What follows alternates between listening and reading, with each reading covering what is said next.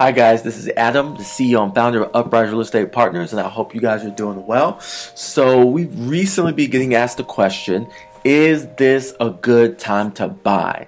Okay, is this a good time to buy? And here's what's funny, when I hear that question, instead of just answering it, I actually respond or recommend another question back to them. And I say, there's a better question. It's actually, is it a good time to buy for you? So if this is you and you're saying, man, is this a good time to buy in the market right now? I ask you to change that question and say, is it a good time in the market for me to buy? That's the real question, right? Because whether Blow, Schmo, Susie, John, Taylor, whether it's a good time for them to buy or not, doesn't always necessarily mean it's a good time for you, right? So remember, guys, here at Uprise Real Estate Partners, we do not believe in a one-size-fits-all type of mentality. We do not believe in a general assessment for everybody, right? The way we do business at Uprise Real Estate Partners, because we think differently. You look at our mission statement, look at our core values, we operate differently. We just believe that based on a person's situations, goals, and their experiences and where they're currently at, there are better things for them to do, and there are things that maybe they don't want to do at this given time, right? So when we work with investors, right, we don't just say, oh, here's an investment property. This investment property is good for everybody. We don't believe that. Why? Because there's some investments that are good investments, but because of the amount of the rehab, because of the amount of contractors that you have to involve yourself with, because you're adding square footage to the property, or because all the permits you have to get, they're better for an experienced investor and not a new investor, right? Some properties that have less rehab numbers, less profit, it's mostly just cosmetic, and there's not, you're not going to make $30,000, $40,000, $50,000. Sometimes those are great for first-time investors to get their flow of things and make a little bit of change, right? And so it's the same way with our sellers and our traditional buyers and things of that nature, right? For some buyers, it's better for them to get a lower sales price on the home. For other buyers, it's better for them to get higher closing costs paid for by the seller. So again, that's what we focus on. So when we work with investors, we focus on their capital, their experience, their risk tolerance, and their goals, right? And we work with our other clients. We do similar type of things. So let's get back to the question: is it a good time to buy? Let's flip it. Is it a good time for you to buy? So let's discuss who is it a good time to buy and who isn't it, right? So what's currently happening in the market right now is we're saying for retail buyers, if you have your down payment or less, meaning all you have is your down payment or less, now might not be a good time for you to buy. Why? Because the mortgage industry right now is in flux every single week. 1 week things are up, 1 week things are down. 1 week things are really, really cheap. 1 week things, the prices of things kind of went up in terms of interest rate and closing costs and things of that nature. 1 week Chase wants to say 20% down, 700 credit score requirement. Another bank saying we'll do 600 credit score when they were doing 620 before. Right? So every single week banks are in flux. So you have to be working with a power team. You have to have your finger on the pulse of what's going on in the market so you can take advantage of the opportunities and make sure you avoid the landmine. Well, if all you have is your down payment and you don't have money for your closing costs, or you don't have other funds to, when you see a good deal, take advantage of the good deal, while the banks may be telling you that the origination fee is $500 more, or while the bank's telling you that your interest rate kind of went up this week, and so if you want to buy it back down, you need to give them $1,500.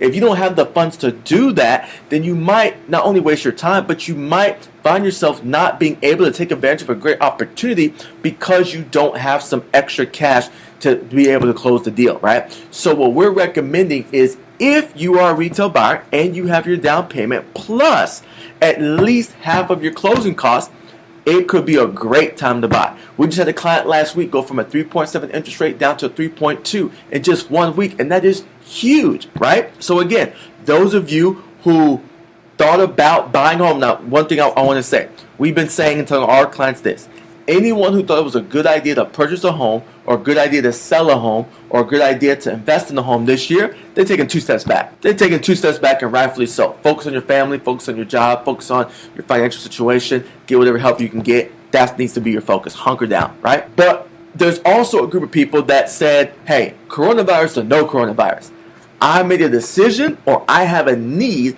that I need to buy a house, I need to sell a house, or from an investor standpoint, I was already gearing up. I was already preparing myself for a market such as this to take advantage of it and to get good deals while the market was so competitive 2 months ago, 3 months ago, and so on and so forth, right?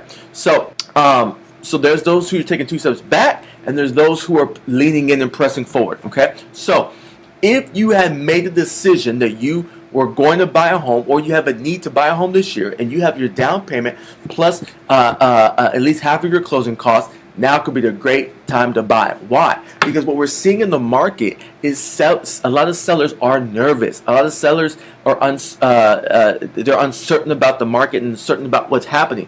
Whereas 2 months ago, 3 months ago, it was a for sure thing. You put a certain house on the market, move-in ready, in a price range, boom, done, it's selling, right? Getting multiple offers. Well, now, a lot of sellers are uncertain, especially the sellers where the property may need a little bit of work, especially sellers that aren't sure how they're competing with new home builders in the area, because new home builders are slashing their prices because they don't want their inventory just sitting there. So you have a lot of sellers that are more negotiable now, not where they're coming on the market putting at a lower price, but where they're just a lot more negotiable now. So you're able to get prices on homes in a certain neighborhood, certain areas, certain school districts that you wouldn't have been able to get for the same house 2-3 months ago.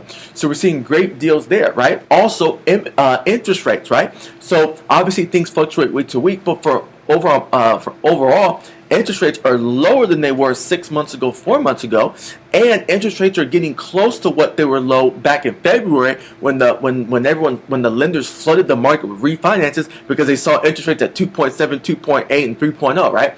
So if you're a buyer and you made a decision already to buy a home in 2020, you want to make sure you're with a good power team. You want to make sure you're with a good you're talking to different lenders, because that's what we do, guys. This is not the time to just talk to one person and say, okay, that sounds great, let's move forward with it. No, because everything's in flux. What one bank does this week, another bank does the other week. What one bank says this week, we want 640 credit score for FHA loan. Another bank is saying 600 credit score. Then this same bank next week is saying, okay, now we'll do 620. And then this bank now says 680. Why? Because every given week, they have a certain amount of cash, they have a certain amount of debt, and they're processing certain number of loans and getting paid on the back end form, or not getting paid on the back end form, right? So it fluctuates. So you got to keep your finger on the pulse. So ask questions and have trusted resources, and that's what we do for our clients, right? So retail buyers, where you have your down payment or have your closing costs in hand, good time for you to buy right now.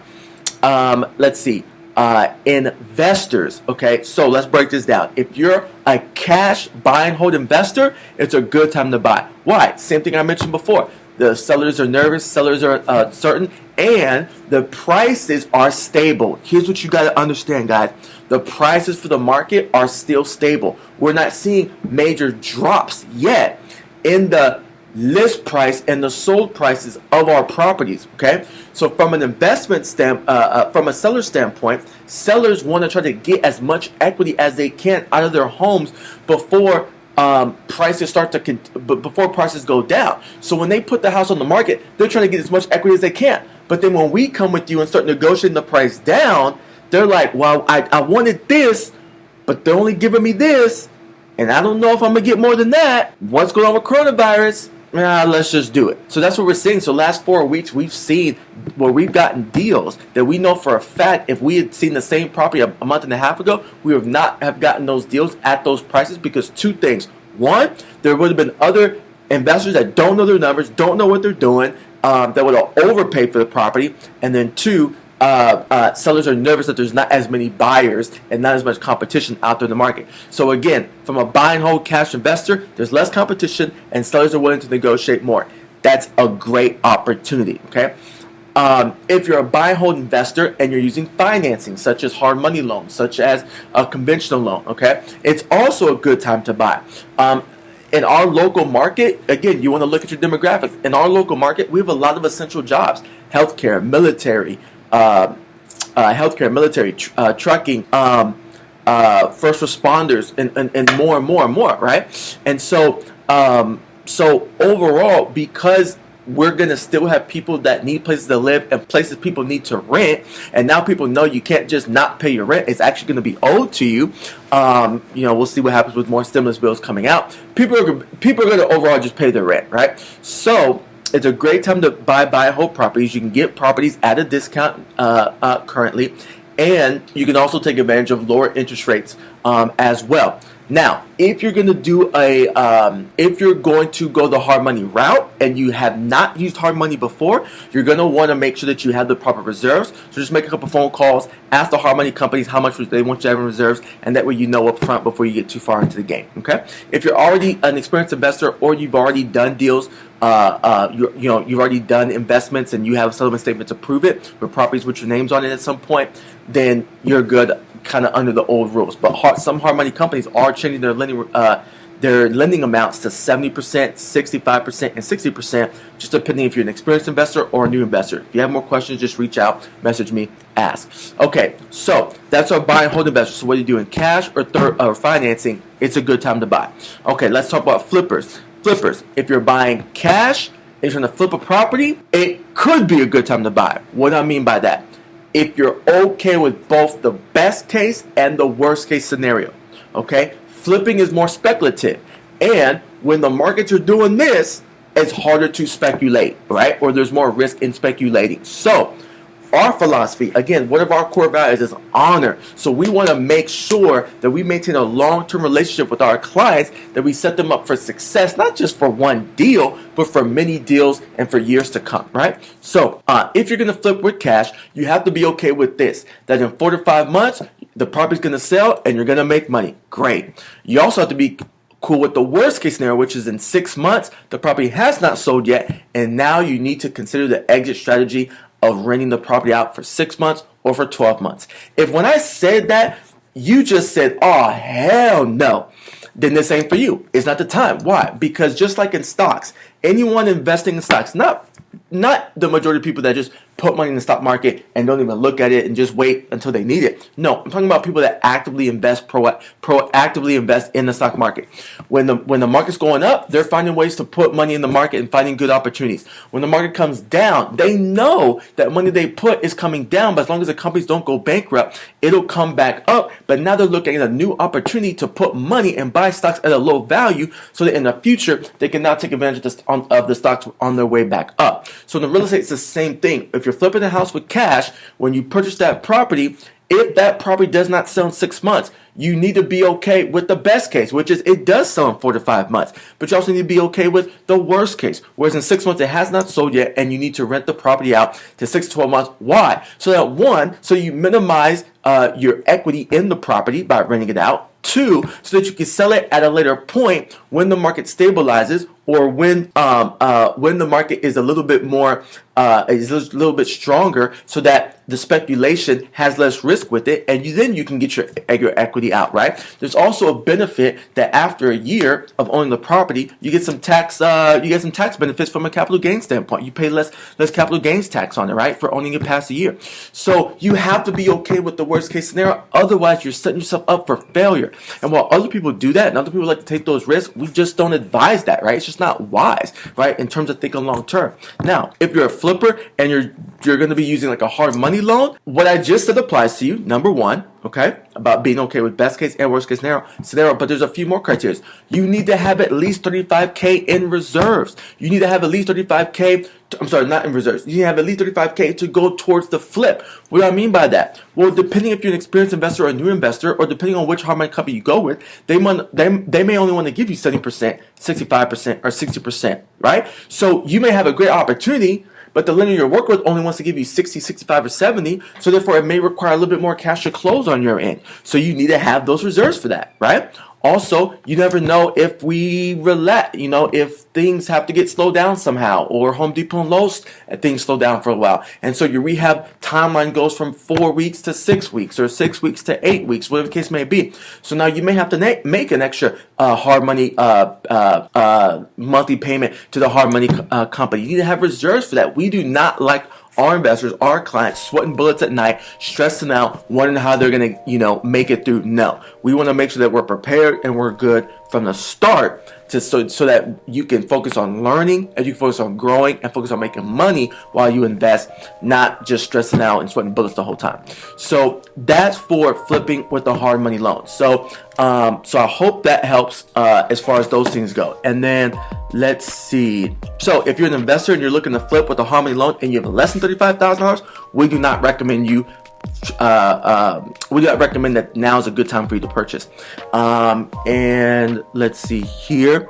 Yeah, so that's pretty much it, guys. So I think just to recap, we covered retail buyers. If you have your down payment or have your closing costs, could be a good time for you to buy.